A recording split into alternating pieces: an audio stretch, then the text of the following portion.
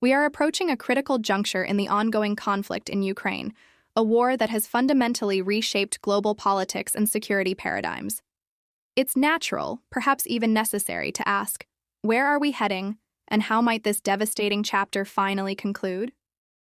The answers are complex, interwoven with military realities on the ground, political maneuvering in global capitals, and the immense psychological toll on both nations.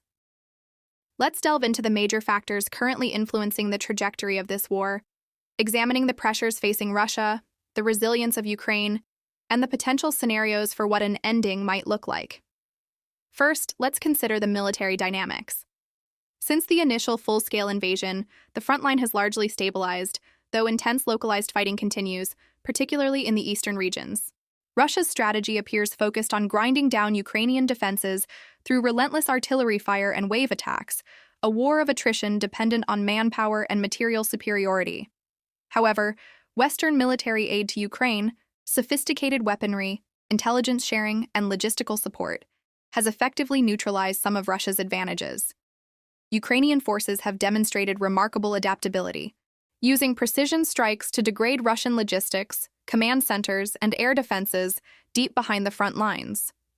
The ability of Ukraine to consistently hold key defensive positions and periodically launch limited counteroffensives shows that the battlefield remains contested, far from a decisive Russian victory.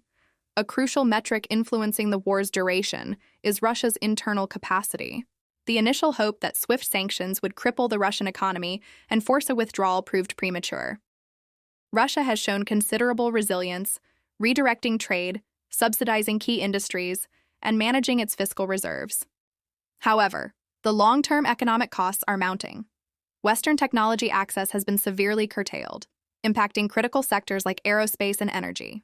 Furthermore, the immense human cost, the high rate of casualties, places increasing pressure on social stability and public acceptance, even within a tightly controlled information environment. While the Russian state remains committed to the war effort, the sustainability of maintaining a large-scale military operation indefinitely, especially one reliant on mobilizing an increasingly reluctant population, is questionable. On the Ukrainian side, the war is an existential struggle for sovereignty and identity. This reality fuels an unparalleled national determination. Yet, Ukraine faces monumental challenges, primarily manpower shortages, and the need to constantly replenish material against a much larger aggressor. Western support, while crucial, often arrives piecemeal and with political caveats, creating cycles of vulnerability on the battlefield. Ukraine's ability to survive hinges on continued, uninterrupted, and perhaps accelerated military and financial backing from NATO and EU partners. The political unity of the West, therefore, is as much a factor in the war's endgame as any artillery shell. Now let's discuss the potential pathways to an end. History suggests that modern wars of attrition rarely conclude with a clear, decisive military victory for either side unless one state collapses entirely. Scenario 1. A negotiated settlement. This is the ideal but currently the most difficult path. For negotiations to succeed, both sides must perceive that continued fighting yields diminishing returns or that the cost of war outweighs the perceived benefits of holding out. Currently, Russia demands Ukrainian territorial concessions, which Ukraine firmly rejects. Ukraine insists on the full restoration of its 1991 borders and accountability for war crimes. The distance between these starting points is vast. A temporary ceasefire or armistice might be achieved, perhaps brokered by a third party like Turkey or China, but a lasting peace treaty seems highly improbable in the near term without significant shifts in military leverage. Scenario 2. A frozen conflict. This is perhaps the most likely immediate outcome if the current stalemate persists. A frozen conflict means the active fighting slows dramatically, perhaps settling into a prolonged ceasefire line, but without any formal peace agreement. This is dangerous because it leaves the underlying political grievances unresolved and the potential for renewed conflict ever present. Think of the Korean Peninsula or the conflicts in Moldova and Georgia. For Ukraine, a frozen conflict would create a permanent security liability, potentially hindering reconstruction and integration into Western structures. Scenario 3.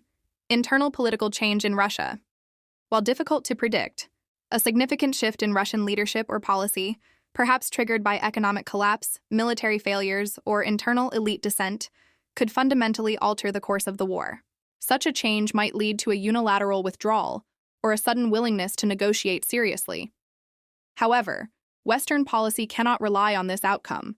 It must plan based on the current regime's stability and intentions. Scenario 4. Ukrainian breakthrough.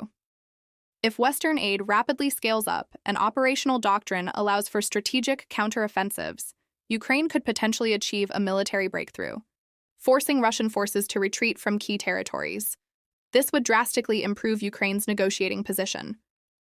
However, this scenario carries the inherent risk of escalation, as Russia might resort to even more destructive means to prevent a major defeat. In assessing the timeline, there is no magic date when this conflict will cease. Wars of attrition are measured in years, not months. The current pace suggests that the conflict will continue until one side runs critically low on resources, manpower, materiel, or political will. For Russia, the key pressure points are the demographic and economic costs. For Ukraine, the key pressure point is the consistency and quantity of external support. Ultimately, the future of this war is intrinsically linked to the decisions made in Washington, Brussels, and Kiev, as much as it is to the decisions made in Moscow. The conflict is no longer just a regional dispute. It is a fundamental struggle over the post-Cold War security architecture. The end, when it finally comes, will define the international order for decades. To stay informed on how these military and political factors unfold, make sure you hit the like button, subscribe, and share your thoughts in the comments below. We'll be tracking every major development right here. Thanks for watching.